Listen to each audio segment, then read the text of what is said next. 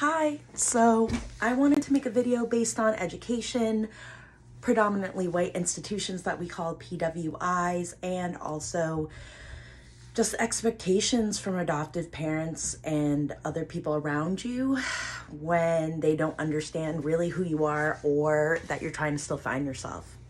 I think that childhood is very blissful for adoptees, sometimes, not always. But I know I only started struggling with adoption after my mom died, and a couple years after I had been dealing with finding people that weren't really my friends and understanding that I was feeling comfortable in an environment that actually wasn't made for me. And that was a false sense of security created by being in spaces constantly where I was mistreated, but counting that as normal. And I think education had a lot to do with why I feel that way. I grew up in Rhode Island, a little beach town. It was really fun. I mean, I had my struggles. I didn't want my mom to come pick me up after school. I was asked if I was orphan Annie, what it was like. I made some intense friendships. I acted out a little bit, but I was, great at my coursework. Voted most musical in 8th grade. Was doing pretty well, just kind of rebelling, I think. And it was a mix of working class families. A lot of people were mixed, Latino, Black, lots of people traveling to be with the Navy in Newport. So it was cool. Like I said, in my town, it was a very beachy town. So there's people that serve you the lobsters and are teachers and are there for the community that aren't just there for the summer.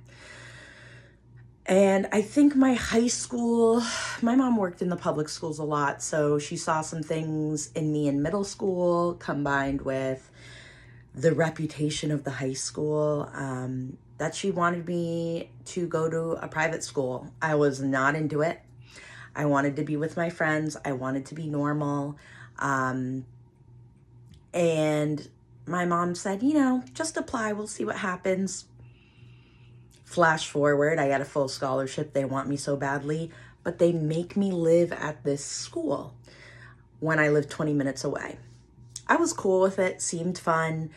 But that's a whole nother story because I was bullied there by the only other Black girl, as well as a whole year of school. There were tons of abusive issues happening that still aren't addressed today. But I think a big reason why things slipped under the rug was because money and whiteness was idolized. If your parents were donating, if you had a name that people knew, if you were skinny, you could get away with dress code, you could get away with partying. I was locked up at that school. My mom was a single mom, and I didn't have an endless bank account. If I wanted to go somewhere, I took the bus. Most people scoffed at that. If I wanted to fit in, I just couldn't with the dress code. Like, I couldn't afford to go to all these places people were going to. My body wasn't the right shape. It led to body dysmorphia, where I was the biggest person. I was starving myself. I was working out multiple times a day. I was hearing all these scary things about the boys there and some of the mean girls. Totally ignored when it came to dating or really social scenes. I hung out with like the outcasts, and only now it's funny getting messages from people I went to school with. I'm like, where were you when I was there? Like, you know what it was. But I think in very white institutions, especially religious boarding schools that I went to, it's just not the place to speak out. And it's also high school. It doesn't matter where you go. Everybody is insecure and trying to find themselves. But it was a very nasty experience for me. My mom also died when I was 17 while I was there. I got brought into the headmaster's office and was told there's zero tolerance for depression. This was after getting the best grades I could, being captain of the swim team, being an RA, like doing all this stuff. and still being bullied about it. And now being sent to the psychiatrist at school who had never dealt with any of like my issues realistically. So that led to me skipping a lot of classes, going to the nurse's office, and just not knowing how to talk to people that have never had something bad other than like their private jet not working. You know, it was crazy. I went from in public school feeling like I was sort of richer or more well off because I had been on a plane, I had been to Disney World, like I go on vacation once a year, to being irrelevant because the people that I were there with were elite and old money, and I didn't have any money, new or old. And the whole point was, through this grueling like educational schedule where I had school 6 days a week, where I never got to go home, where I had study hall, where you had to do a sport, you had to do all these things, and you couldn't afford to go on trips that they offered or take music lessons because they were all extra money. You know, it ultimately was a college prep school. So I got into a few really nice schools, got into one that was close by and I knew my mom had wanted me to go to, went there, didn't think anything of it, even though it was very white and very rich. I thought, hey, it can't be worse than boarding school. And that's when I learned what new money was. And that's how I learned what white upper class was that didn't know that they were white upper class. All had very big support from their families to the point where they could spend their rent money and still get more. It was just such a disconnect. And I think I was tired. During college, I really struggled. The work wasn't hard, but working, you know, 2 jobs, a work-study job, still having to take out loans to even live off campus. I couldn't afford to live on campus for long. Not really having people that were my family or friends come to visit me up there, and just being like tired, and never learning how to drink in high school because I wasn't part of the cool kids that could get access like that. So just drinking too much and wanting to try everything to just fit in and stay relevant, knowing that I was a fraud. I could not afford to be there. And, you know, now fast forward, I think I get a lot of opportunities because I went to a nice college, but I'm also $100K in debt. And the fact that Joe Biden's forgiving some of it is great. The fact that there's public service loan forgiveness programs is great. But that being said, why do I have to be tied down to a nonprofit not making that much money, or a government job not enjoying what I'm doing for 10 years of my prime years to become less of a prisoner? It's just not fair. I found, especially in Boston where I live, a lot of people will like me to a point when interviewing me, but want a prim and proper Black girl, which I thought I was, but, you know, or don't. Most of the problem is they don't want a Black girl at all. So then being around white peers in Boston that just are making tons of money and have a worse resume than me, or are younger than me, or have family support so they could get by on a lower paying job. Meanwhile, I'm struggling, but very proud of what I'm doing and know that my worth will multiply. Just the waiting, it's tiring. And I think even making a little more money than I have before, which is still less than I should be making, is like opening my eyes to the fact that like I've learned to demonize money through my mother and through other liberal people. But money, if I can get a meal, if I can go on a weekend trip, if I can buy clothes when I want to, it's a game changer. And that literally hasn't happened until like this year. And I'm 29. So that all being said, with all the student loan stuff going on, it was really not exciting to me. My stepmom sent me something. Oh, look at this. You're great. That's like $10. That's great.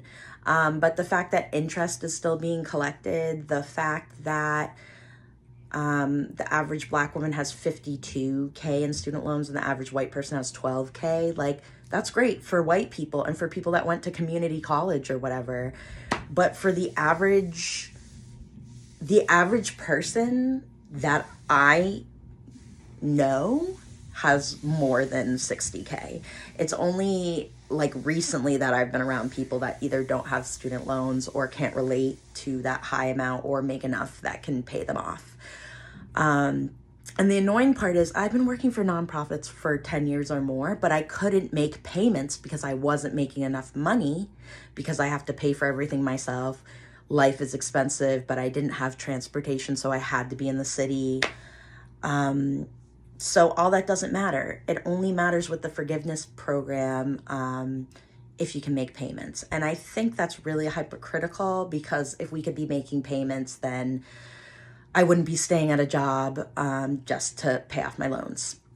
So that is all to say, I think that adoptees really don't have the family security or the like identity security, especially transracial adoptees.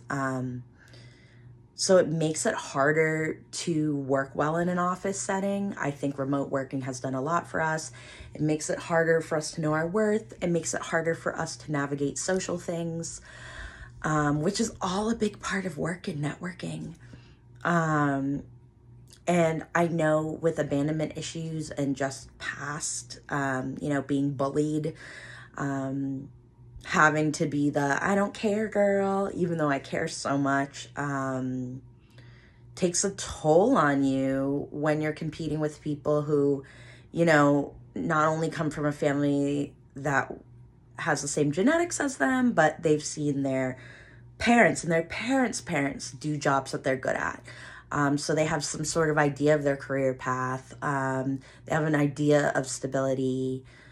They also know if they really couldn't do it, that they would have somewhere there to guide them, even through college. I think if my mom had guided me, she might have said, no, that's too many student loans, or maybe we should try this first.